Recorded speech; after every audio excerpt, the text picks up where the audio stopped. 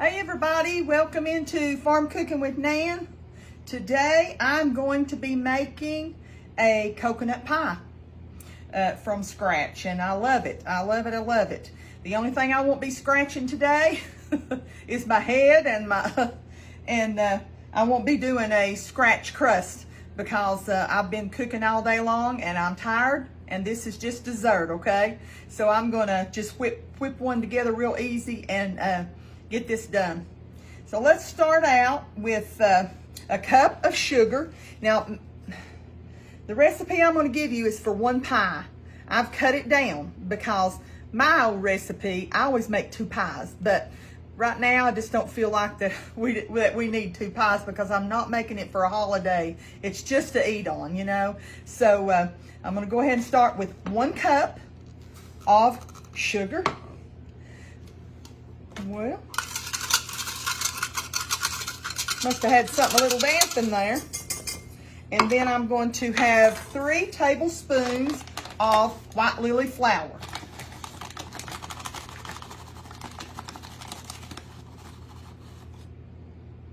Three tablespoons.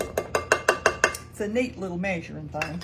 It's made by Pampered Chef, and I don't even know if they make it anymore, but it is tablespoons and ounces too. So it makes it real handy. We'll whisk that up a little bit. And then it calls for 3/4 cup of butter or margarine. And I have seen times when I used margarine before and it did okay. So if that's what you're gonna ask, yes.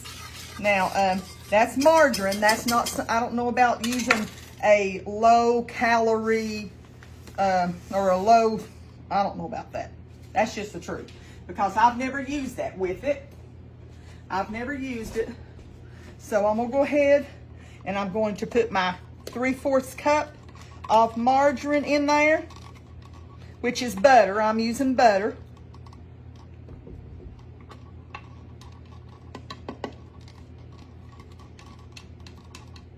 Fall is in the air, isn't it? I mean, it's still very warm outside, but it's a very beautiful day today, isn't it? The Lord's been so good to us. I can't wait. I mean, I love summer, but I can't wait till fall. I hate for fall temperatures to come because winter's quick. But I do love to see the beautiful leaves and stuff. And we live in the woods, and so that's just so common for us to see that. We're blessed. It just looks like the Lord takes a paintbrush and just moves over this place up here. We love it. So I'm gonna put up my flour. And I've got my butter in there. And the next thing is we're going to do 3 cups of whole milk. 3 cups. And I'm going to go ahead and use this measure, even though the butter was in it. 2.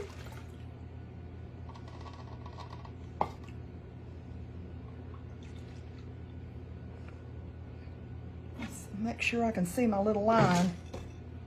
Make sure I can see my little line on the one cup, because I don't want to make, yeah, I see it now. But it's so easy to double this recipe. I mean, like I said, I cut it in half for you all because I guess growing up, let me tell you something. When my mother made, when she made pies and stuff at Christmas and Thanksgiving, it would be, she'd make 10 coconut, 10 chocolate, because everybody would hide them. we'd all run in and everybody grab a pie and run and hide it so they could take it home with them. Oh Lord, my mother had a great little thing. She did, for sure. Okay, I'm gonna stir that up just a minute before I put it on the eye.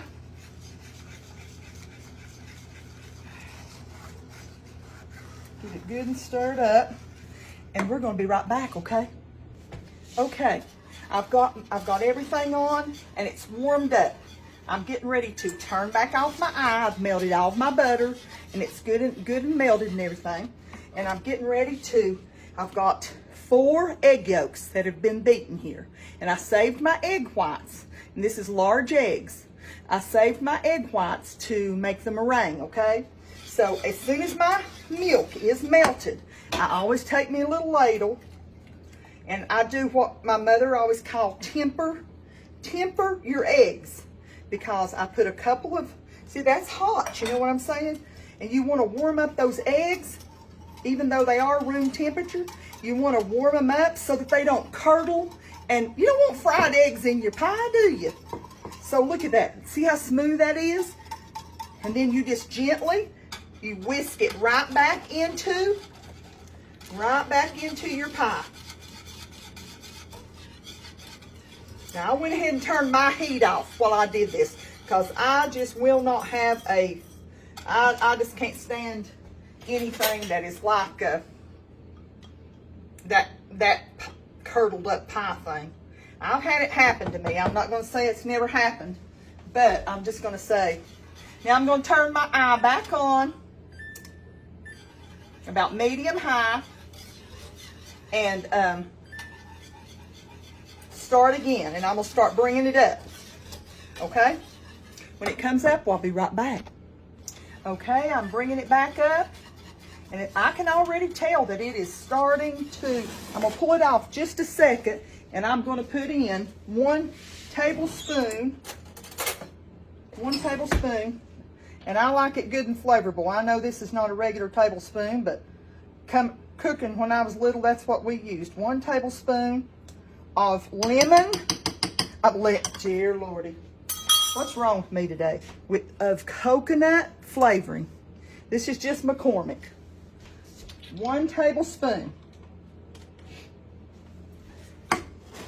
I'm going to bring it back on a lower heat, because I can already tell, look at that. That's already starting to form a little bit there. Let me grab my old faithful cookbook I've wrote in 100 years ago.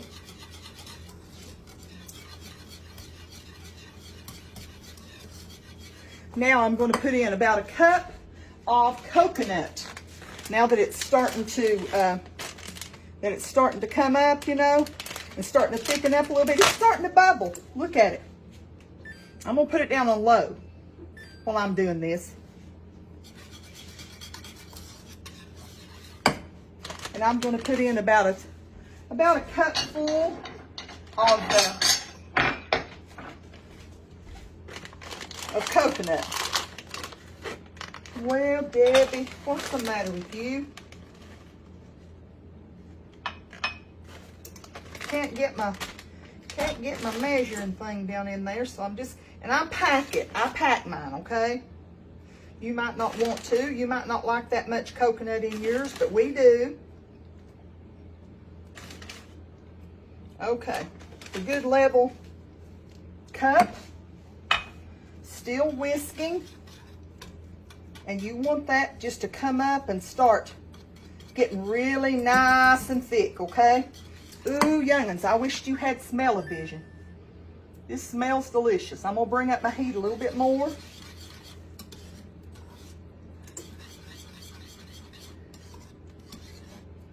And you know what? Sometimes if you just want to make custard, you know what I'm saying? Just like a pudding or whatever, you don't have to put the coconut flavoring in there. You could just make a custard with this same recipe. And it's so good. So good. It's starting to thicken up a little bit, for sure.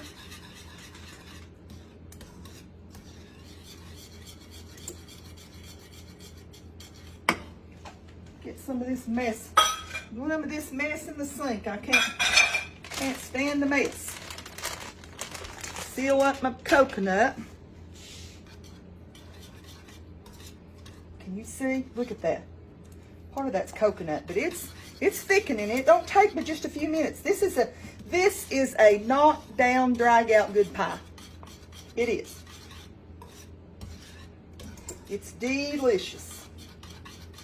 I try to get it as thick as I can, you know, and then I let my pie filling always cool down. I always let my pie filling cool down before I put it into my baked pie crust, okay?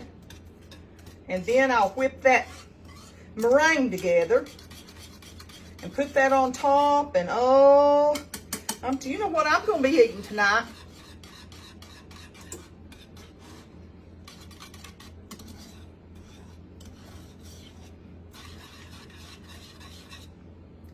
This weekend, I'm heading to the farm. I'm heading to my brother's farm. It was the farm we were raised on when we were growing up, the apple farm. I'm heading to his place because the apples are coming in, and I'm going up to get apples.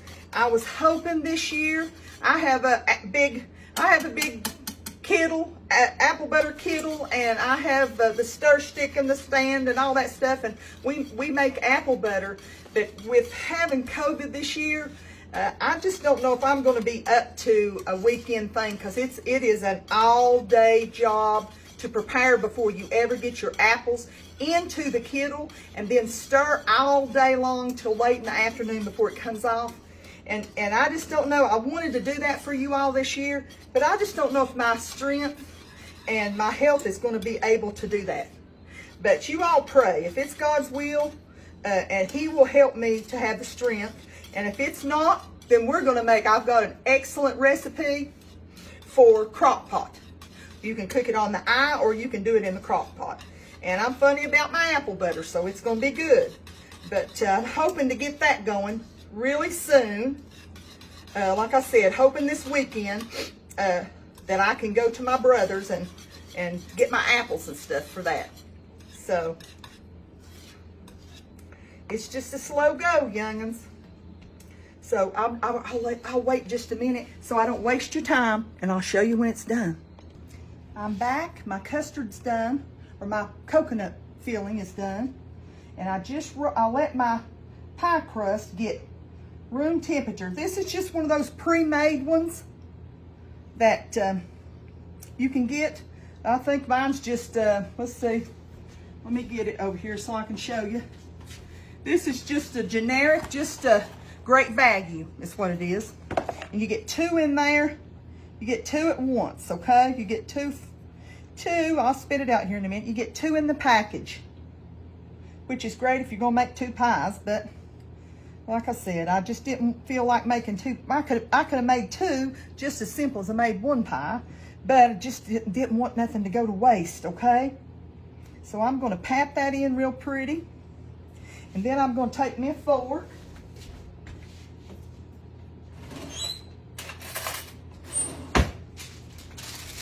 And I'm going to just make me some little holes all over it, because that'll keep it from bubbling up.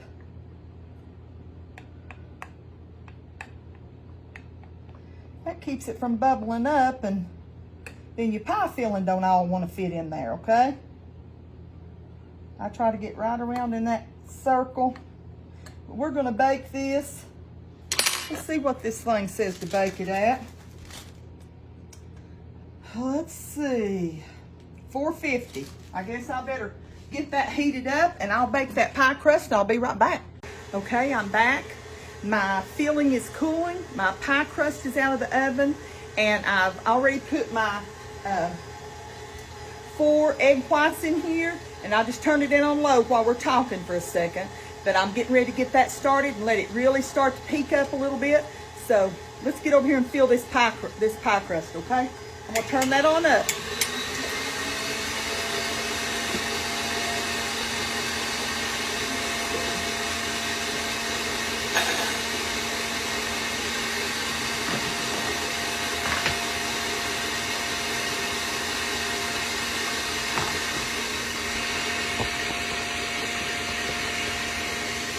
Here we go. I just moved you can tell, look at that. Just got my pie crust out.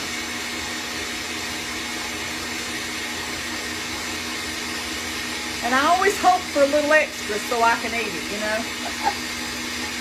And it looks like I might have just a little bit.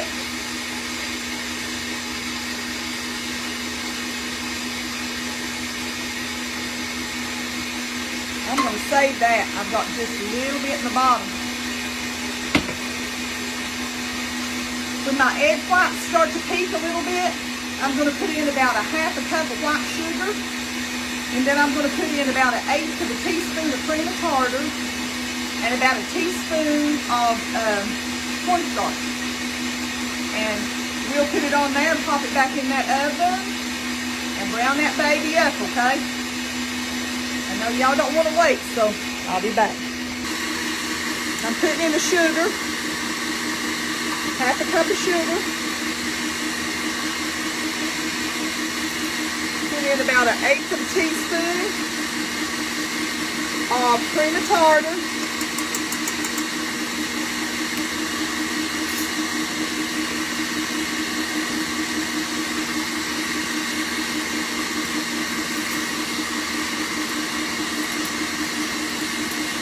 I'm getting my cornstarch.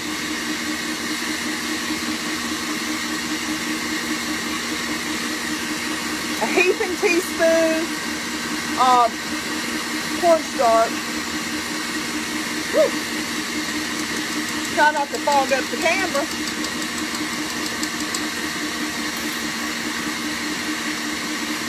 And a little bit of Old Faithful. Let me rinse my teaspoon off.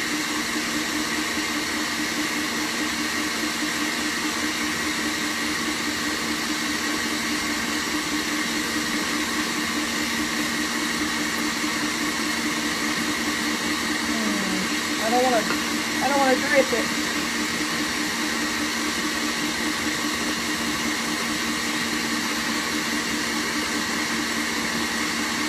Got a teaspoon. Now these were just large eggs. They weren't the extra large or anything like that.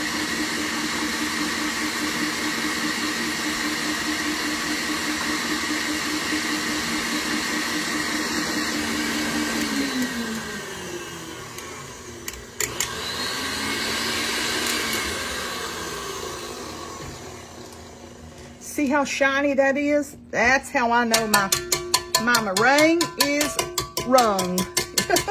My meringue has rung, for sure. So, that stuff is powdered everywhere. I've made a mess yet, folks. Okay, we're back over here to the pie. I've got my oven on about 450 right now. Let's see. I've been washing some dishes, rinsing and washing. I'm gonna, we like meringue, but we don't love meringue. You know what I'm saying?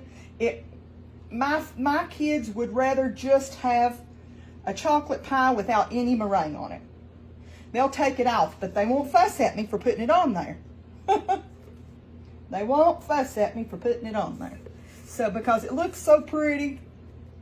And some of us like a little meringue and some of us don't. I can eat it either way. But it tastes mighty good.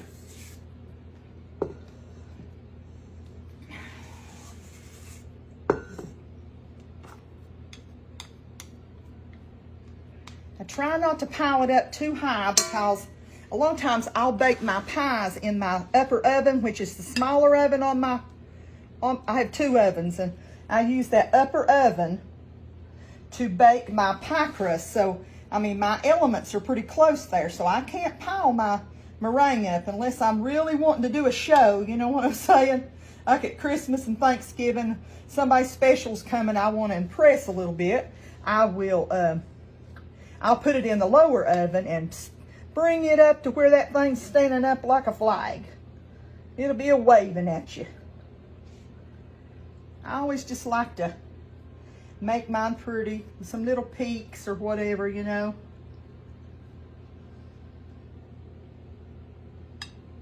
I try to bring it down and seal it.